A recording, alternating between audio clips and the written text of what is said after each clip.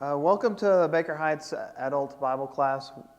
Glad that we can continue to have some thought-provoking Bible studies. Not that mine's the best. I really like Scott's battle between God and the gods of Egypt. There's a lot of great teaching that's been going on, but today we're going to continue our study in Exodus and look at some from Numbers and continue this study of the epic of the Bible. And we'll be discussing specifically the manna and the quail that God provides in the desert for the people of Israel. I really wanted to find a good picture to kind of get an idea of what that would have looked like. I never was able to find something that really fit what I wanted to do. But imagine frost on the ground covering everywhere. That's what manna would kind of look like. And we'll get to that here in a little bit.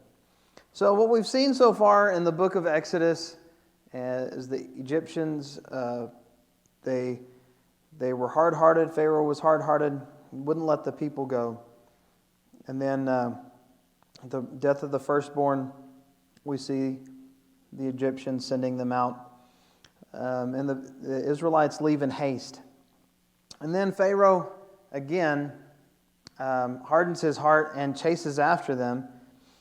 And while the Israelites are saved through the water, the Egyptians are destroyed by that same water. I think, again, a lot of ways we can remember these symbols like this, like back to Noah, when God saves the people of Noah's family from the world and its sin by the destruction of the flood. We see similar things here. And we see that again with Joshua, and then we see that in our baptism. But after they are saved through the waters of the Red Sea, 3 days later, we see that they have, they come to a place where there's bitter water, and they need some water, and they start complaining again. A few weeks go by, another month or so, and we see that the manna comes from heaven, and God provides quail for the people to eat. And that's what we're going to be talking about today. And last week we went on down to the covenant that was given. And then the quail and the manna come up again in Numbers chapter 11, which is after all of this. And we'll approach that in a moment. But a lot of things happen, and we see a cycle here with Israel. Excuse me. God does something amazing, then the people grumble and complain. God does something amazing, the people grumble and complain. God does something amazing, the people grumble and complain.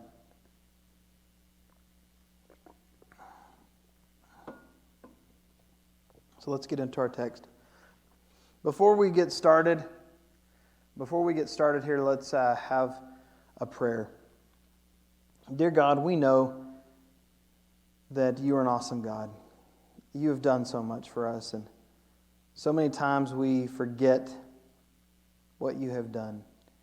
And we move on with our lives and we forget to call on you and to trust in you and to obey your word. And then we fall on hard times and you deliver us. We ask that you help us to always keep you on our hearts, in good times and in bad, knowing that you prevail. Amen. So let's get into our text today. But again, before that, I kind of get ahead of myself sometimes. Let's go to Exodus chapter 13, verse 17. And I want to see what God does as they begin their journey, because they're going to face a lot of trials along the way. But God has a plan. Even He has a plan for everything going forward, and we need to see what God's plan is. Exodus chapter 13, verse 17 says, "When Pharaoh let the people go, God did not lead them by the way of the land of the Philistines, although that was near. For God said, 'Lest the people change their minds when they see war and return to Egypt.' But God led the people around by the way of the wilderness towards the Red Sea, and the people of Israel went up out of the land of Egypt, equipped for battle." So we see that God's plan at first is, I'm not going to take them directly into the land so that they don't get discouraged. Now, what immediately happens after this? Well, the Egyptians are coming after them. So they still have a challenge to face. They still have someone who wants to hurt them heavily pursuing them. But rather than the people having to go in and attack, the people are fleeing. And I think it's interesting to what we see here, and how I understand it is basically what God is doing here is He's going to show the people they can depend on Him and trust Him in every way. So they're fleeing Egypt, and God doesn't take them directly into through the Philistine land. He takes them south through the Red Sea and into the wilderness, and God's going to teach them who He is. And so at first He doesn't go directly in and face the challenge of the Philistines, which they could have done, but so that they don't get discouraged, and so they learn who their Father in heaven is, they go a different route. 1 Corinthians chapter 10, verse 13 tells us that no temptation has overtaken you that is not common to man. God is faithful, and He will not let you be tempted beyond your ability. But with temptation, He will also provide a way of escape, that you may be able to endure it. And we need to remember that God will not allow us to be tempted beyond what we are able. And that doesn't mean that by myself I am able, because God takes the Israelites to the Red Sea. Can they cross the Red Sea on their own? No. Are they able to cross the Red Sea? Yes. Why? Because the Lord is with them. But He does not allow us to face anything that we are not capable of facing. How does He do that? Well, He provides a way out. He provides a way out. How? Now, does that mean that God will not let any bad things happen to us?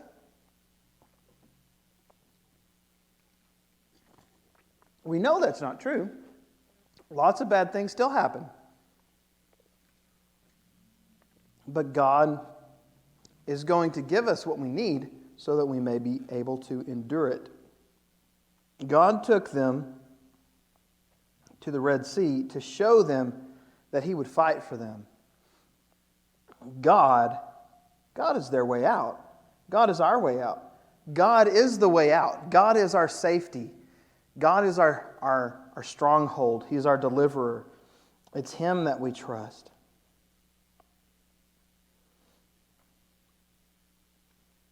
Well, as we come and see what's happening with the Israelites, in a lot of ways, what we see is they're students of God. They're going to learn from God and go to school and learn who is God. And He's going to do this and teach them who He is. Not just the adults, but especially the children, as they're going to be the ones that go into the promised land. He's going to teach them by tests. He's going to give them lots of tests, just like we've all had in school. They're pursued by enemies. They face this bad water. They're low on food. There's enemies ahead of them. There were enemies behind them before. Now they're ahead of them. And then they end up with no water. And things just keep happening. And the people cry out, "Why did you bring us out of this land? Why? But what does God do? He gives us what we need to be able to endure it. In Hebrews chapter 12, verse 5 through 11, it says, and I like to point this out because so often we don't get to these verses. We usually read the first few verses of chapter 12. I think these are important for us, for our children to remember. Have you forgotten the exhortation that addresses you as sons? My son, do not regard lightly the discipline of the Lord, nor be weary of being reproved by Him. For the Lord disciplines the one He loves. He chastises every son whom He receives. It is for discipline that you have to endure. God is treating you as sons. For what son is there whom his father does not discipline? If you are left without discipline, in which all have participated, then you are illegitimate children and not sons. Besides this, we have had earthly fathers who disciplined us, and we respected them. Shall we not much more be subject to the Father of spirits and live?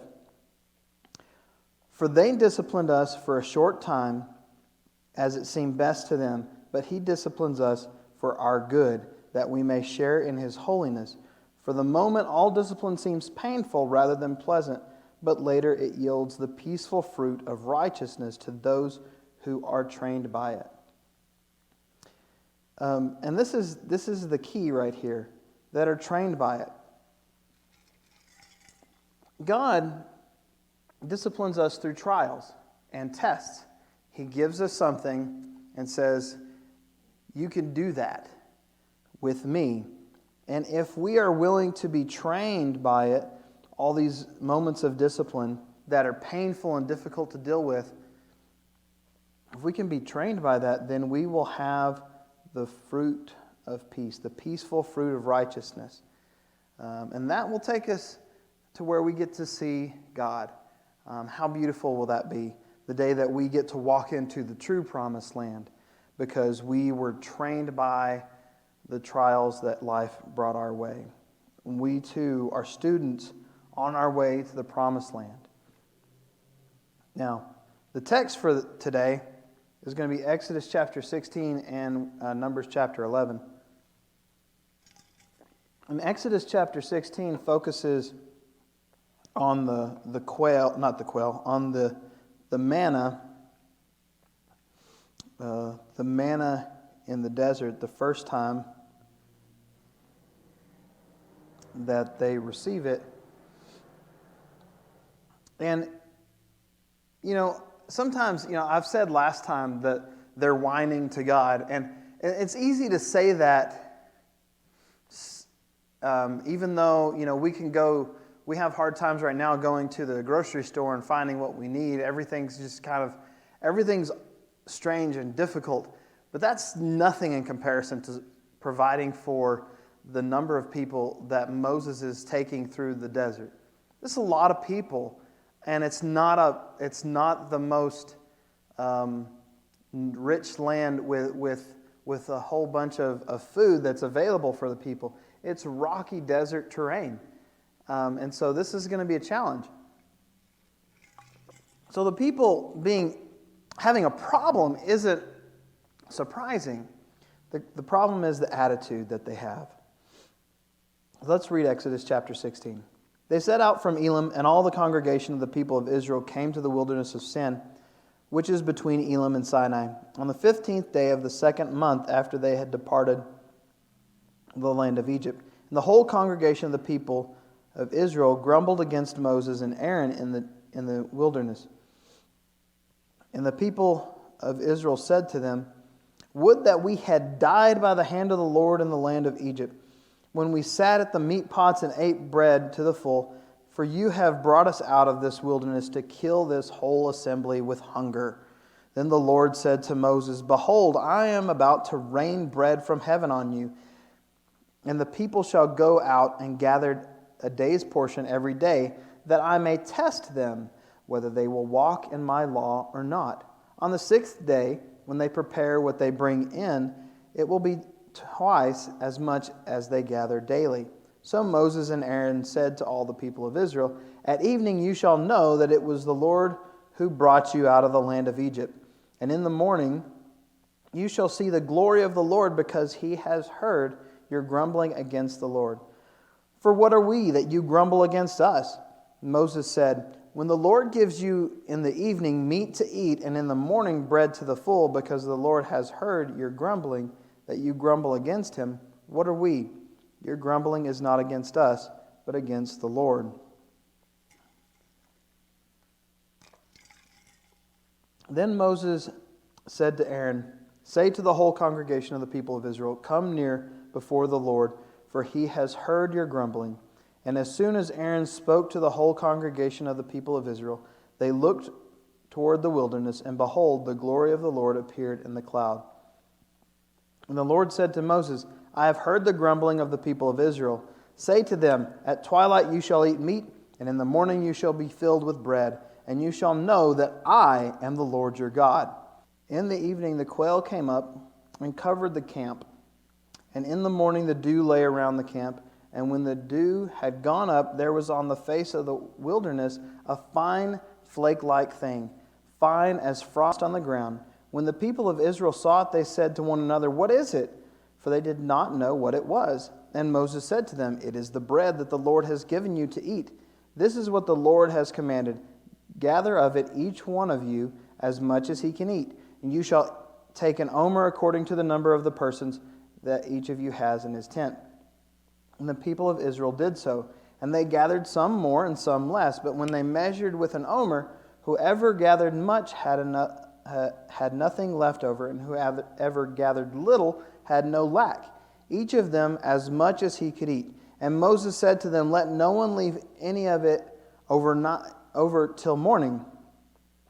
But they did not listen to Moses. Some left it till morning, and it bred worms and stank. And Moses was angry with them. Morning by morning they gathered it, each as much as he could eat. But when the sun grew hot, it melted. On the 6th day they gathered twice as much, 2 omers each. And when all the leaders of the congregation came and told Moses, he said to them, "This is what the Lord has commanded.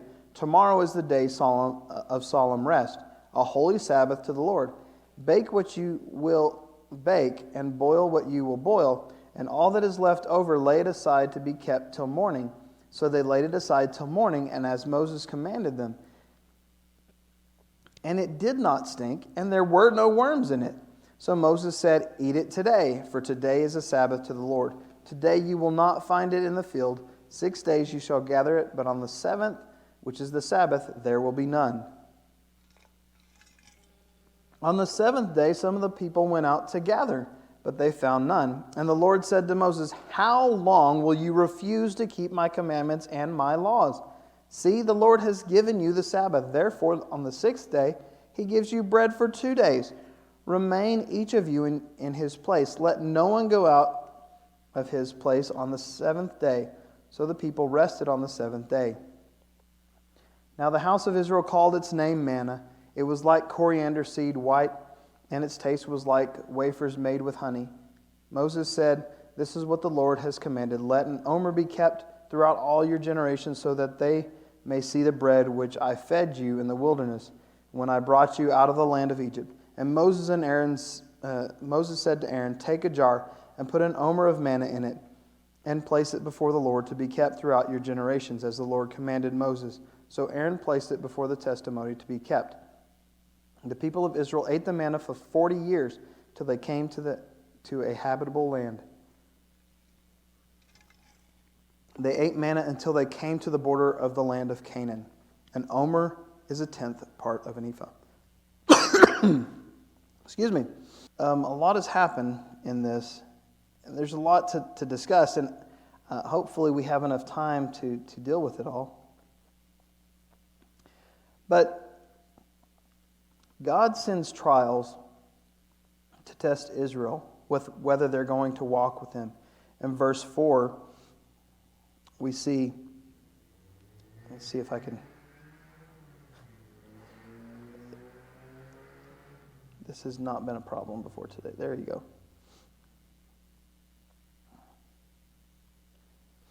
We see God is sending these trials to test the people. For what purpose?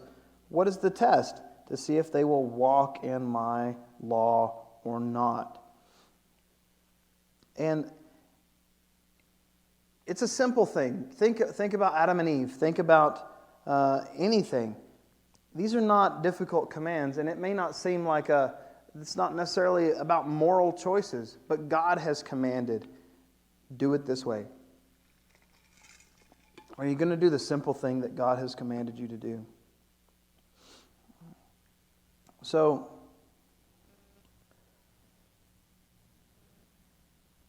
God gives them tests to determine whether or not they are going to walk in my law.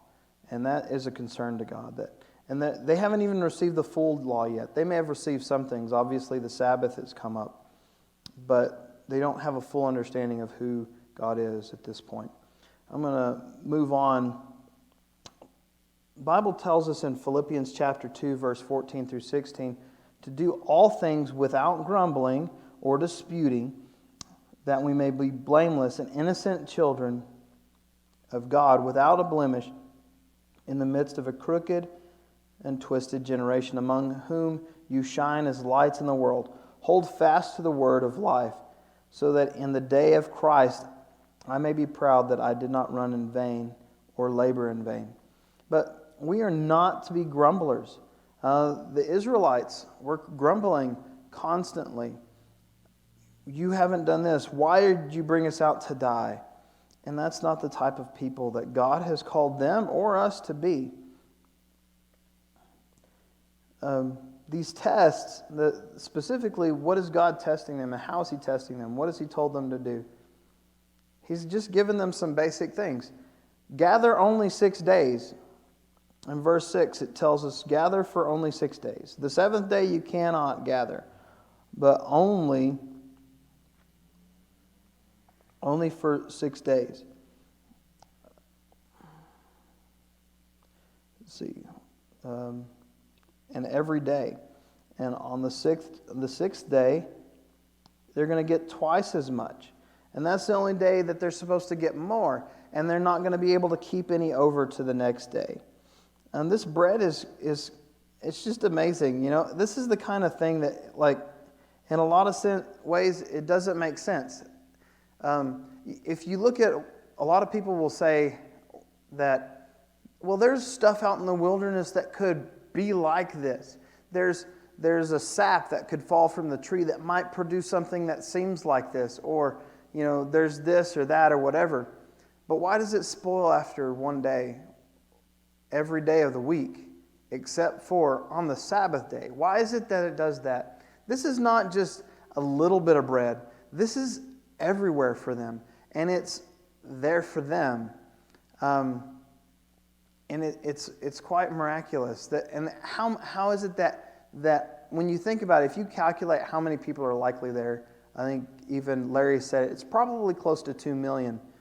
2 million people. Imagine getting food off of the ground for 2 million people. Is that going to come from a few trees in the wilderness? This wilderness is not a place. It's not a forest. It's not it's a desert area. It's not a place where you're going to find a lot of vegetation. It's not going to give you all of this stuff for this many people. It's quite amazing. But if they kept it overnight, it would rot, except on the Sabbath day, it would not rot. That's pretty amazing. And they ate the same thing until they went to the Promised Land. Now, my wife cooks for me and my family all the time, and rarely do we eat the same thing 3 times in a month, because my wife doesn't like to eat the same thing over and over again. I could handle that, but every day for 40 years, that might be tough. And we need to understand that as these people face this. So why is it that God is doing this? He says that they will know, I believe, that they will know that I am the Lord your God. So that they will know that I am the Lord your God.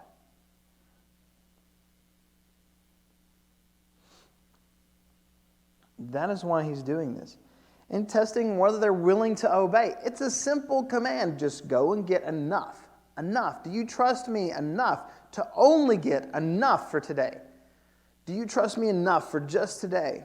And then Friday, get enough for today and tomorrow.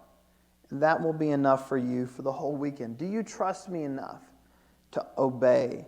And that is what he's teaching them here. And an interesting thing is that they gathered and nobody had lack. Again, we're talking about somewhere around 2 million people. How much of this snowflake-like stuff is on the ground that 2 million people are going to be fed? That's a lot. That's a lot of manna. But also, what does it remind you of? No one had any lack. When I think of Jesus feeding the 5,000, Mark chapter 6 says, they all ate and were satisfied. And what did they start off with? They didn't even have a field full of bread. They had 5 loaves and 2 fish. God is able. God is able. Now, some failed the test. Some left manna until the next morning, and it rotted, and it stank. And then some went and gathered on the Sabbath, which they weren't supposed to do. And we'll see as we go to the next passage. There's penalties for disobedience. But we've got to remember, these are simple commands. Just do what God said. Trust Him enough to do what He said. They're simple commands. They're not going to hurt you. It's not even difficult. These are simple commands. If you can't do what He says that's simple, it's going to be hard to do what He says when it's difficult. So we moved on. So that's when they get the manna. And they also get quail at that time, but it seems like that's only for a short period of time. It's only maybe one time, or it happens every now and then. But here, now we come to Numbers chapter 11, and they've received the law, the 10 Commandments by now. They've built a tabernacle, the ark, and all the furnishings. It's 2 years later or so, and they've left Mount Sinai, and they've been eating manna for 2 years. Okay? 2 years of eating this honey flake-like substance, and then they turn it into other forms of bread. I think that would be a challenge for a lot of us. And so I want to give them a little bit of understanding the situation that they're in. There's nothing wrong with having difficulty with what's happening in our lives. But how we handle it is important to God. Numbers chapter 11, and I'll try to, I have a portion that I'm going to skip through, but we'll read through the text again. The people complained in the hearing of the Lord about their misfortunes, and when the Lord heard it, His anger was kindled, and the fire of the Lord burned among them and consumed some outlying parts of the camp. And the people cried out to Moses, and Moses prayed to the Lord, and the fire died down, and the name of that place was called Taberah, because of the fire of the Lord burned against them. Now the rabble that was among them had a strong craving, and the people of Israel also wept again and said, "Oh, that we had meat to eat. We remember the fish we ate in Egypt that cost nothing, the cucumbers, the melons, the leeks, the onions, and garlic. Now our strength is dried up, and there is nothing but this manna to look at." Now manna was like coriander seed, and its appearance like that of bdellium. And the people went about and gathered it and ground it in hand mills and beat it in mortars and boiled it in pots and made cakes of it. The taste of it was like the taste of cakes baked with oil.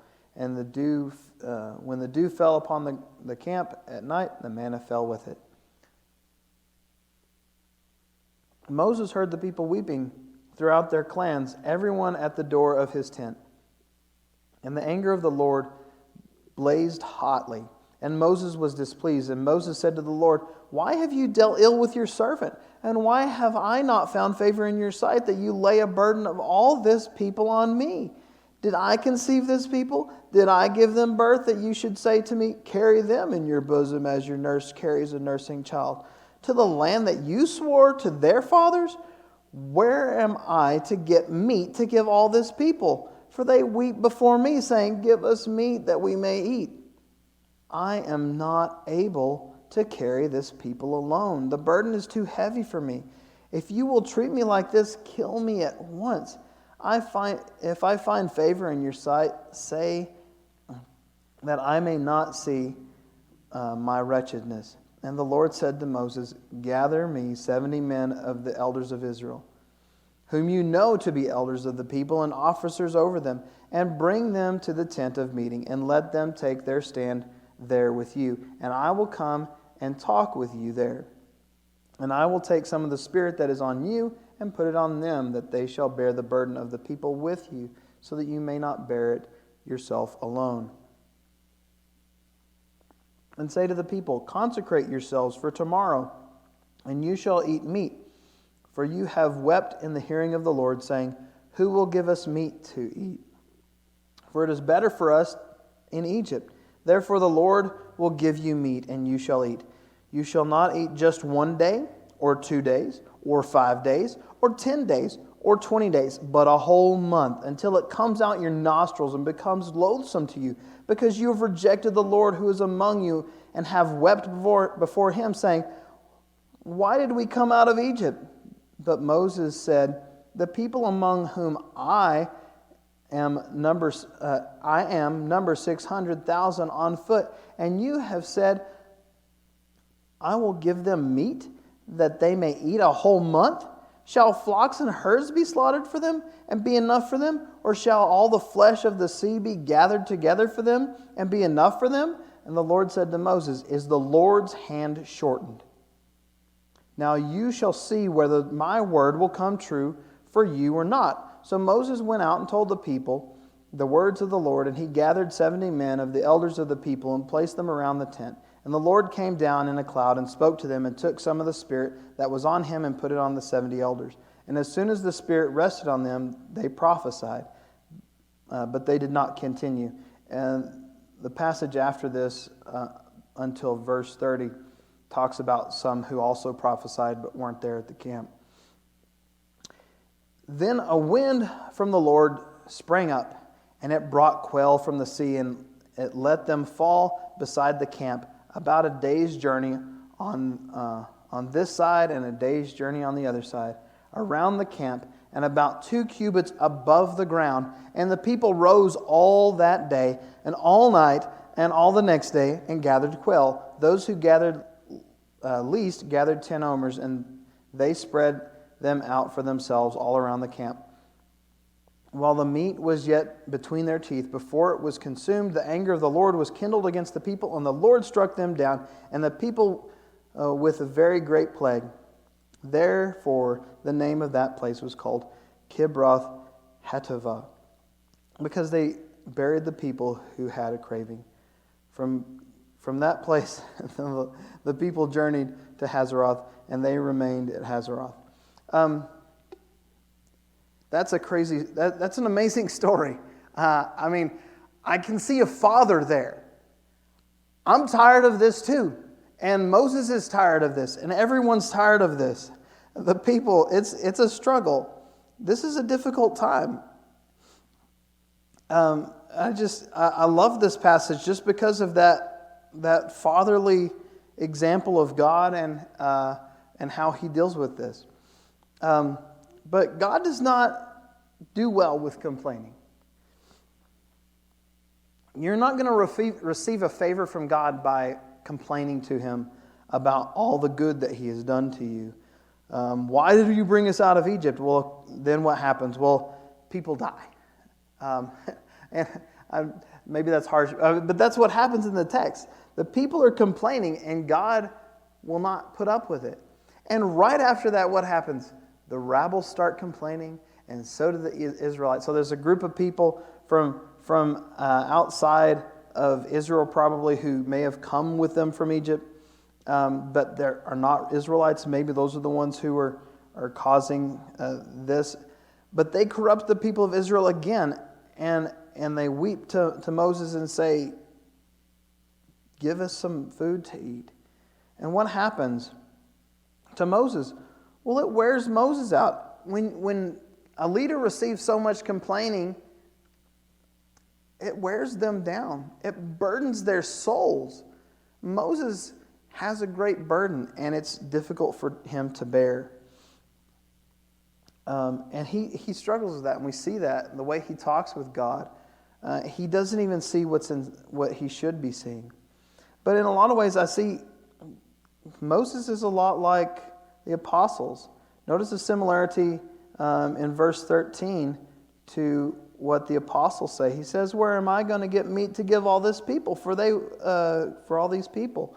And then in Mark chapter 6, verse 34 through 38, we see the story of the 5,000, Jesus feeding the 5,000. I'm going to skip down At verse 35 it says, "And when it grew late, his disciples came to him and said, 'This is a desolate place. The hour is late. Send them away to go into the surrounding countryside and villages and buy themselves something to eat.' But he answered them, 'You give them something to eat.' And they said to him, 'Shall we go and buy 200 denarii worth of bread and give it to them?' And he said to them,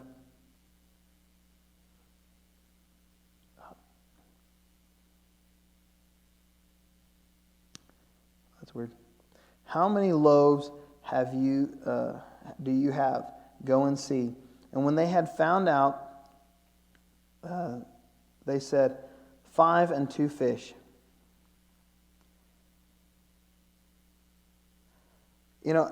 So Moses has this problem, and the apostles do too. How are we going to do this? Do you not see who you are with? Moses spends a lot of time with God, and he talks with him face to face like a friend, and yet he doesn't even see, after all of this has happened, all that he's done, Moses is thinking, I got to get this stuff, rather than, well, God said he's going to do it. I trust in him. Bad attitudes from others impact our leaders just as much as they impact us. We need to keep that in mind. So, Moses, who has been with God all of this time, he needs some help. And he doesn't go to God in the way that I would say that maybe is the best way to do it. Again, just like the Israelites, they're more of complaining to God rather than calling on him or asking him to do something. But God still improves his situation. In verse 16, we see that he calls him to gather 70 men, elders of Israel, to come, and he's going to place some of Moses' spirit on them so that they're able to deal with the people. So it's not as much of a burden on him. This wouldn't have been as much of a burden if Moses was accepting what Jesus, not Jesus, but what God said here, and just God's going to provide. But people are people. I mean, all of us from top to bottom, leaders to just everyday people, we all need some help, and even Moses does, and we need to remember that. Even Moses needed help here. And God is kind, and he cares, and he's going to help people, and he provides them with food here. So God delivers Moses a solution, and Moses still responds in verse 21. I just get it. He says, God says, "I will get them meat to eat for a whole month," and Moses is thinking, well, where am I going to get this meat to eat? It's funny. Moses, do you not know your God? Of course he does. I mean, we all have this struggle. So sometimes we look at the Israelites and we say, man, they just can't get it together. But even Moses, who stood in the presence of God, he still has that problem. So we should not have this, I can't believe you Israelites didn't do this, because you and I have the same problem. But we see it. But then God answers, and this is the Father. This is the Father answering me whenever I see this. And the Lord says in verse 23, "Is the Lord's hand shortened? What is it that you're thinking that I can't do? Why is it that you think you have to do this? You couldn't have crossed the Red Sea by yourself. You couldn't have gotten water out of a rock by yourself. What makes you think that I'm going to make you do this by yourself?" So finally, God brings the quail, and the quail is how high? It's 2 cubits. Well, how much is a cubit? It's 18 inches. Well, how much is it? That high. And you may not be able to see it, but it's that high, even if you can't see it. 3 feet or so high. Can you imagine that? That's disgusting. God's going to send them so much quail that it's inconceivable for a day's journey in every direction. God says to them, you wanted some meat to eat. I'm going to give you meat to eat. I'm going to make you eat so much meat. You're going to hate meat for months and months and months after this. And then people die again. And, the end of this, what I want to say is grumbling angers God. And it does not produce the fruit that you desire. You may have a problem with God, but talk to Him about it. Don't complain to Him about the situation, because He is a God who hears. He heard them grumbling. And what did He do? He provided them with food. But how much better would it be if God was asked, God, can you give us something else to eat? But they didn't ask Him that. They grumbled and they complained.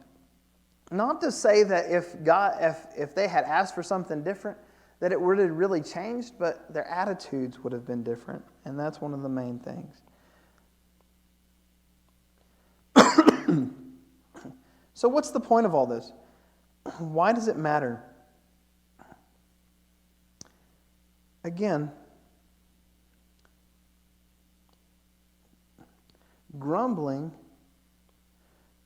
does not produce good results. It doesn't produce good results from your boss. If you start complaining to your boss, does it? It's not going to produce good results with God. It doesn't produce good results with your children, with your spouse, with your friends. Just complaining to them doesn't produce good results. If anything, it gets more complaining, as we saw with the rabble. They're complaining, the Israelites are complaining, and then it could be better. It could be better. What does produce good results? Well, prayer produces good results. Proverbs chapter 15, verse 29 says, the Lord is far from the wicked, but He hears the prayer of the righteous. When I was thinking about this passage in Mark chapter 1 came to mind. Mark chapter 1, verse 40 through 42. And a leper came to Him, imploring Him and kneeling, and said to Him, if you will, you can make me clean.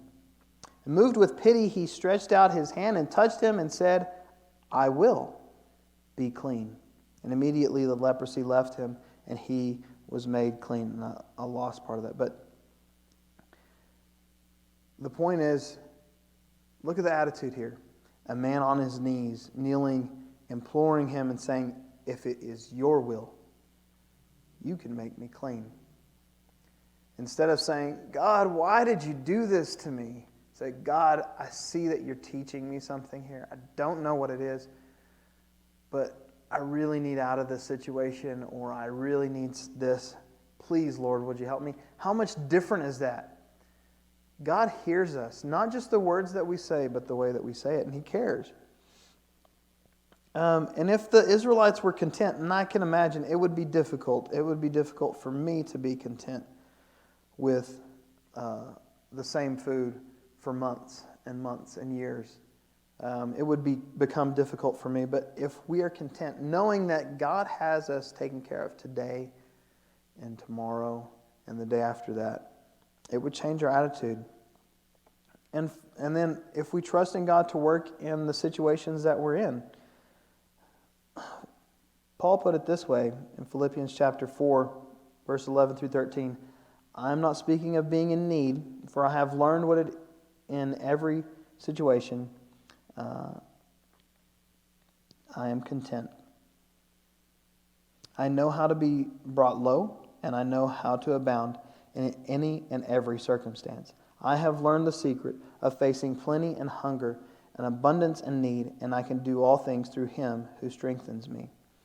And then in 1 Thessalonians chapter 5, verse 16 through 18, rejoice always, pray without ceasing, give thanks in all circumstances, for this is the will of God in Christ Jesus for you.